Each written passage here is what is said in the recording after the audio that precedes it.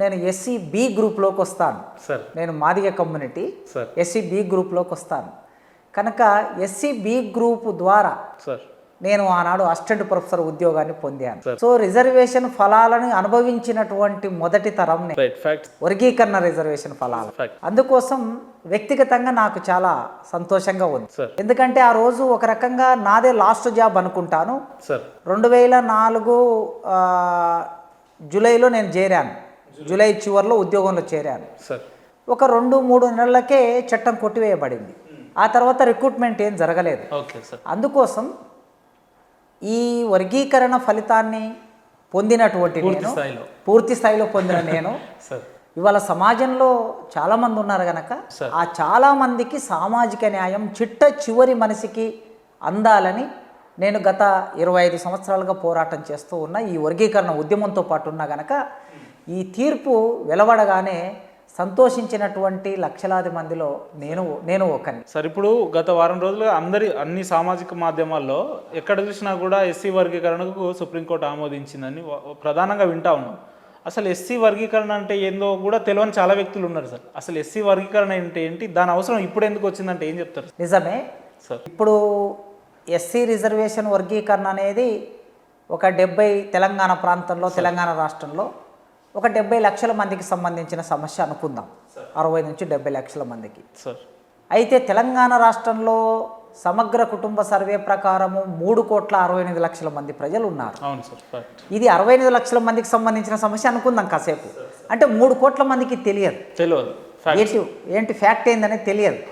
అయితే 3 కోట్ల మందికి సంబంధించిన ప్రజలందరూ కూడా 1994లో ఎస్సీ రిజర్వేషన్ కోసం వర్గీకరణ కోసం ఉద్యమం మొదలైనప్పుడు సమాజంలోని అన్ని వర్గాలు మాదిగలు అడుగుతున్నారు కదా, ఇది సామాజిక న్యాయమే కదా, వాళ్ళు న్యాయమే అడుగుతున్నారు అని చదువుకున్న వాళ్ళు, మేధావి వర్గం ఇట్లాంటి వాళ్ళు భావించారు. అయితే ఇది మరుగున పడిపోయి దాదాపు 20 ఏళ్ళు అయింది కనుక ఇవాళ మళ్ళీ చర్చనీయాంశంగా మారేసరికి ఒక్కసారి సుప్రీంకోర్టు తీర్పిచ్చేసరికి ఏమిటి వర్గీకరణ అంటే ఏమిటి ఒక జనరేషన్ వచ్చేసింది. ఈవెన్ ఎస్సీలలో కూడా చాలా మందికి తెలియదు. నిన్న మా తమ్ముడు ఒకడు చెప్తూ ఉన్నాడు, వాళ్ళ ఫ్రెండ్కి ఫోన్ చేశాడట, ఇట్లా సుప్రీంకోర్టు జడ్జిమెంట్ వచ్చింది వర్గీకరణ మీద అని. అంటే వర్గీకరణ అంటే ఏమిటి అని. అతను ఎస్సీ అబ్బాయి, ఎస్సీ మాల కమ్యూనిటీకి చెందిన అబ్బాయి.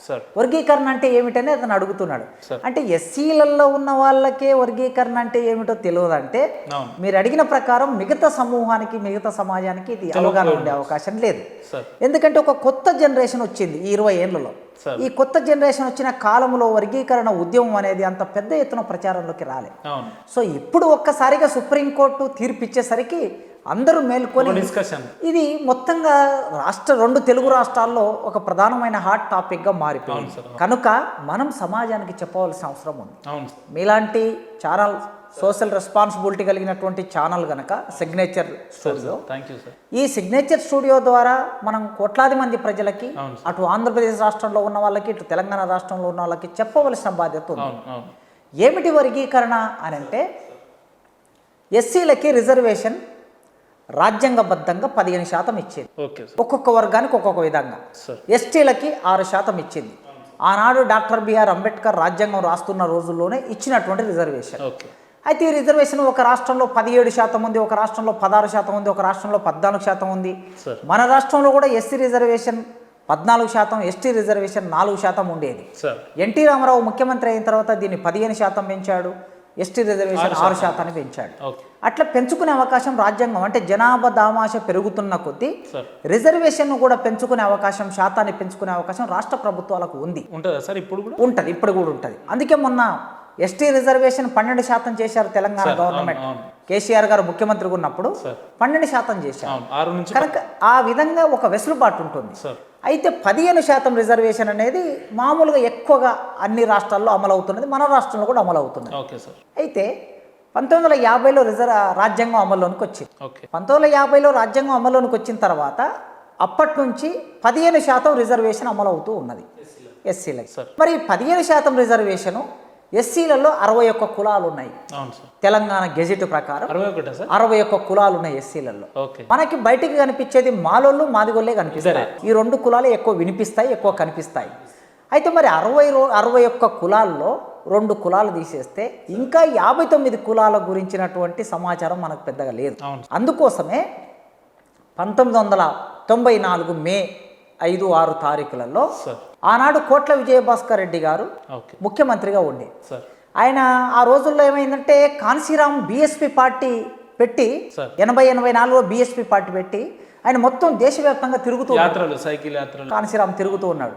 అయితే అక్కడ ఉన్నటువంటి అప్పుడు ఎక్కువగా అన్ని రాష్ట్రాల్లో కాంగ్రెస్ పార్టీ అధికారంలో ఉంది కనుక కాంగ్రెస్ పార్టీకి దగ్గరగా ఉండే వాళ్ళు ఎవరు ఎస్సీలే దగ్గరగా ఉంటారు. ఇందిరాగాంధీ కాలం నుంచి కాంగ్రెస్ పార్టీ అంటే ఎస్సీలు దగ్గరగా ఉంటారు. ఎప్పుడైతే కాన్సీరామ్ వచ్చాడో ఎస్సీలందరూ కాన్సీరామ్ వైపు వెళ్ళేటటువంటి ఆలోచన చేస్తూ కొంత డివైడెన్స్ అయ్యారు. ముఖ్యంగా కాన్సీరామ్ చమార్ అక్కడ పంజాబ్లో ఆయన చమార్ అంటే ఇక్కడ మన దగ్గర మాదిగ. అందుకోసం ఇక్కడ ఉన్నటువంటి మాదిగలు కూడా ఆంధ్రప్రదేశ్లో కాన్సీరామ్ వైపు వెళ్తారేమో అనే ఒక భయం పట్టుకున్నది ఆలోచనలకు అలవాటు అవుతారేమో కాంగ్రెస్ పార్టీ. అప్పుడే మనకి 85లో కారంచేడు సంఘటన జరిగింది కనుక కారంచేడులో మాదిగలను చంపేశారు కనుక అప్పుడు దళిత మహాసభ ఆధ్వర్యంలో ఒక పెద్ద ఉద్యమం జరిగింది. కమ్మ వాళ్ళకి రెడ్లకి అగ్రకులాలకి వ్యతిరేకంగా పెద్ద ఉద్యమం జరిగింది.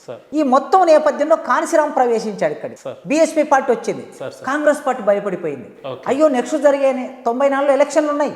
ఈ ఎలక్షన్ లో మాదిగలు ఒకవేళ మాలలు మాదిగలు బీఎస్పీ వైపు వెళ్తే మళ్ళీ టీడీపీ గెలుస్తుందనే భయంతో కాంగ్రెస్ పార్టీ ఏం ఆలోచన చేసిందంటే అన్ని కుల సంఘాల మీటింగులు పార్టీ వెనుక ఉండి పెట్టించింది. అప్పుడు నిజాం కాలేజ్ గ్రౌండ్ లో 94 మే 5వ తారీఖు నాడు ఒక పెద్ద సభ అరుంధతి సంఘం పేరు మీద నిజాం కాలేజ్ గ్రౌండ్ లో 1,00,000 మందితో సభ జరిగింది. దీన్ని ఆ రోజుల్లో మంద జగన్నాథం గారు మంద జగన్నాథం గారు డాక్టర్ ఆ రోజుల్లో, తర్వాత ఆయన ఎంపీ అయ్యాడు. తర్వాత వెంకటస్వామి గారు అని ఐఏఎస్ ఆఫీసర్ ఉండే, తర్వాత ఇట్లా కొద్దిమంది వీళ్ళందరూ కూడా ఆనాడు పోరాటం చేసి ఆ సభ నిర్వహించారు. ఆ సభకి 1,00,000 మంది వచ్చారు. ఆ 1,00,000 మంది వచ్చిన తర్వాత అక్కడ చాలా కరపత్రాల పంపిణీ చేశారు. మాల మాదిగ ఈ ఉపకులాలన్నీ రిజర్వేషన్ అనుభవించటంలో వీళ్ళ మధ్యన వ్యత్యాసం ఉన్నది. 15% రిజర్వేషన్ కేవలం మాల కమ్యూనిటీకి సంబంధించిన వాళ్ళే ఎక్కువగా ఉపయోగించుకుంటున్నారు. ఇంకా రెల్లి కులము, మాదిగ కులము, డక్కలి కులము, సింధు కులము, బ్యాగరి కులము అంటే మాల కులంలో ఉన్న కొన్ని ఉపకులాలు ఉంటాయి. మాదిగ కులంలో కొన్ని ఉపకులాలు ఉంటాయి. ఈ మాదిగనే రిజర్వేషన్ ఉపయోగించుకుంటున్నారు, మాదిగలు మాలలు ఎక్కువ ఉపయోగించుకుంటున్నారు, మాదిగలు కొద్దిగా తక్కువ ఉపయోగించుకుంటున్నారు. మిగతా ఉపకులాలకు అసలు రిజర్వేషన్ ఫలాలే ఇప్పటి వరకు అందలేదు అని చెప్పి సభ జరిగింది. ఈ వ్యత్యాసం అప్పటి నుంచే అంటే 50లో రాజ్యాంగం అమల్లోకి వస్తే 94 వరకు ఎక్కడ కూడా రిజర్వేషన్ ఫలాలు సమానంగా ఈ 61 కులాలకి అందిన సందర్భం లేదు అనేది ఆ కరపత్రంలో ఉన్న విషయం. ఆ సభకి మందకృష్ణ మాదిగ గారు ఆ సభకు వచ్చారు ఒక కార్యకర్తగా. ఆ సభకు వచ్చి ఆ సభలో ఉపన్యాసాలు విని ఆ కరపత్రాలన్నీ తీసుకొని ఆయన రాష్ట్రం తిరగటం మొదలుపెట్టాడు. ఆయన అప్పటికే ఆంధ్ర ప్రాంతంలో ఉన్నాడు. ఆంధ్ర ప్రాంతంలో అక్కడ దళితుల మీద దాడులు జరుగుతూ ఉంటే సమతా వాలంటరీ ఫోర్స్ పేరు మీద అక్కడ పనిచేస్తూ ఉన్నాడు.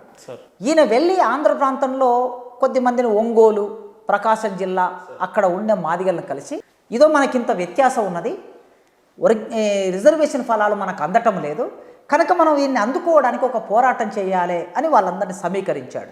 సమీకరించి 1994 జూలై 7వ తారీఖు నాడు ప్రకాశం జిల్లా ఒంగోలు దగ్గర ఈదుమూడి అనే ఒక చిన్న గ్రామంలో వీళ్ళందరూ కలిసి సంఘం పెట్టుకున్నారు.